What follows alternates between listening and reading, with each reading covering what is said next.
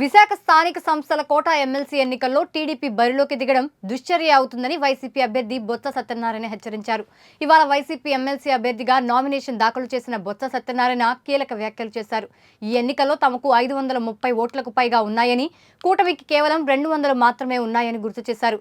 కూటమి తరపున ఓ పారిశ్రామికవేత్తను బరిలోకి దింపుతున్నట్లు తెలుస్తుందన్నారు.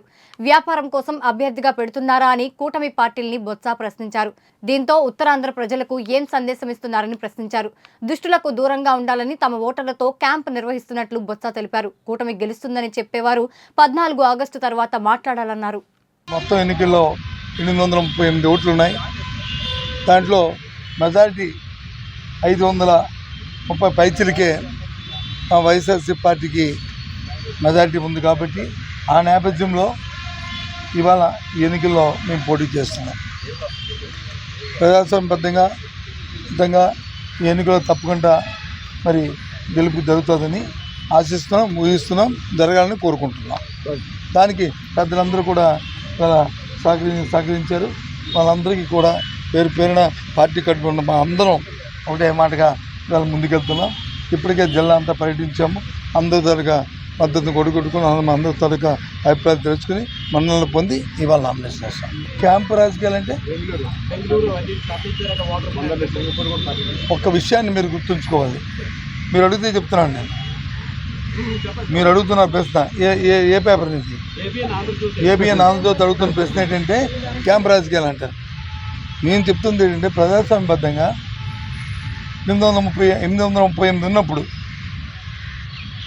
530 పైసలకే మా పార్టీకి ఉన్నప్పుడు నేను ఇవాళ పేపర్లో చూశాను. ఇవాళ నిన్న ఎవరో ఒక ఇండస్ట్రీస్ వచ్చి పోటీగా పెడతారు అనే విషయాన్ని నేను చూశాను. దేనికోసం పెడుతున్నారు?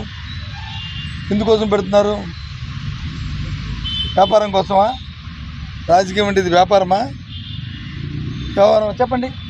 ముందు దానికి ప్రశ్న తీసుకోండి. ముందు దయచేసి ఏబిఎన్ ఆంధ్రజ్యోతి మీ పెద్దల్ని మిమ్మల్ని అడుగుతుంది, సోదరుని అడుగుతుంది ఏంటంటే ముందు ఇంత అనైతికంగా అసలు మెజారిటీ లేకపోయినప్పటికీ పేపర్లో చూసి మాట్లాడుతున్నాను వచ్చింది ఎందుకు వచ్చిందని. నేనైతే ఊహించట్లేదు. తెలుగుదేశం పార్టీ అంత అమాయకత్వంగా ఈ పోటీలో నిలబడద్దని నేనైతే ఊహించట్లేదు. నేను అనుకోవట్లేదు. పెడితే మాత్రం అది ఒక దుశ్చర్యే. పెడితే మాత్రం దుశ్చర్యే. పెడితే మాత్రం ఒక దుశ్చర్యే. అంటే రాజకీయాలను వ్యాపార రీత్యా చూస్తున్నట్టు పరిస్థితి. కాబట్టి ఆ లైన్లో ఆలోచించేయండి. ఏమైనా ఇంక విషయాలు ఉంటే రేపు 13వ తారీఖు ఫైనల్ అయిపోయిన తర్వాత అప్పుడు కూర్చొని వాస్తవంగా పారావైజు మనం వచ్చి అన్ని విషయాలు మనం మాట్లాడుకుందాం. ఓకేనా? చెప్పాను కదా చెప్పాను కదా 13 అయిన తర్వాత మన్నీ మాట్లాడుకుందాం. మాట్లాడుకుందాం. వాస్తవాలు ఏంటో మాట్లాడుకుందాం. రాజకీయంగా చేస్తున్నామా? రాజకీయాన్ని వ్యాపార రీత్యా చేస్తున్నామా? ప్రజలకు ఏ సందేశం ఇస్తున్నాము? ప్రజాస్వామ్యానికి ఏ సందేశం ఇస్తున్నాము? ఈ ఉత్తరాంధ్ర ప్రజలకి ఏ విధమైన మెసేజ్ మనం పంపిస్తాము రాజకీయ పార్టీలు అనేది 13 తర్వాత మాట్లాడుతున్నాం.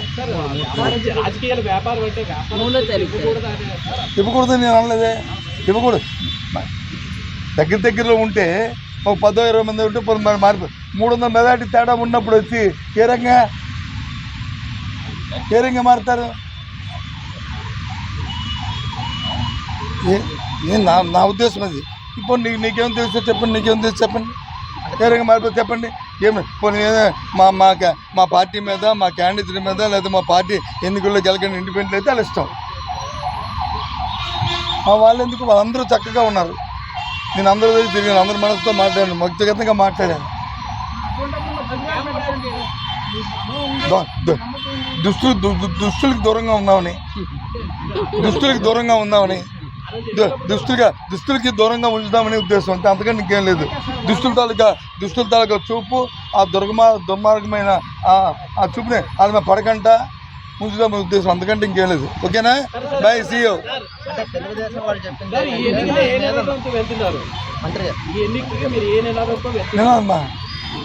అప్పుడు మైనర్ కాన్సెప్ట్ అన్నారు కదా. నినాదం ఏంటి?